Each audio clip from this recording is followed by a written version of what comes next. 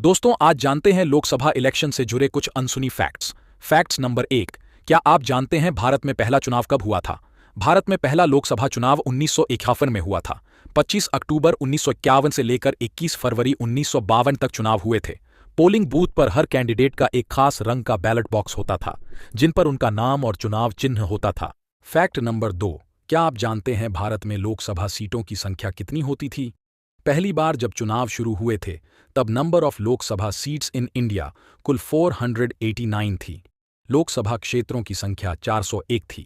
राज्य 25 थे।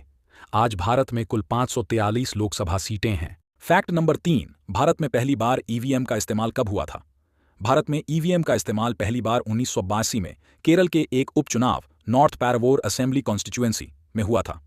पहली बार विधानसभा चुनाव में ईवीएम का इस्तेमाल गोवा असेंबली इलेक्शन में 1999 में हुआ था। इसके 5 साल बाद 2004 में लोकसभा चुनाव में ईवीएम का इस्तेमाल शुरू किया गया।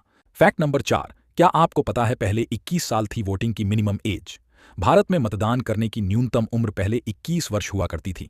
फिर संविधान में 61वें संशोधन कॉन्स्टिट्यूशन एक्ट 1988 के जरिए भारतीय संविधान के अनुच्छेद 326 में संशोधन करके minimum voting age in India को घटाकर 18 वर्ष किया गया। Fact number 5। नोटा क्या है? नोटा पहली बार कब और किस चुनाव में शुरू हुआ? अगर कोई मतदाता चुनाव में खड़े किसी उम्मीदवार को पसंद नहीं करता है, तो वह NOTA full form none of the above का बटन दबा सकता है। पहली बार 2013 में 5 राज्यों के चुनाव दिल्ली, राजस्थान, मध्य प्रदेश, छत्तीसगढ़ और मिजोरम में ईवीएम में नोटा का ऑप्शन दिया गया था। National institute of design NID Ahmedabad ने नोटा का चिन्ह तैयार किया था। Fact number 6। लोकसभा का सबसे छोटा चुनाव कब हुआ था?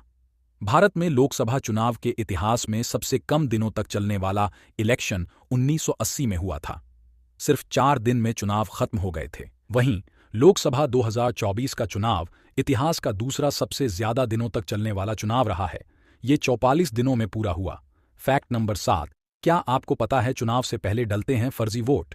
हर चुनाव से पहले इलेक्ट्रॉनिक वोटिंग मशीन यानी ईवीएम पर 50 वोट डाले जाते हैं। ये फेक वोट्स होते हैं।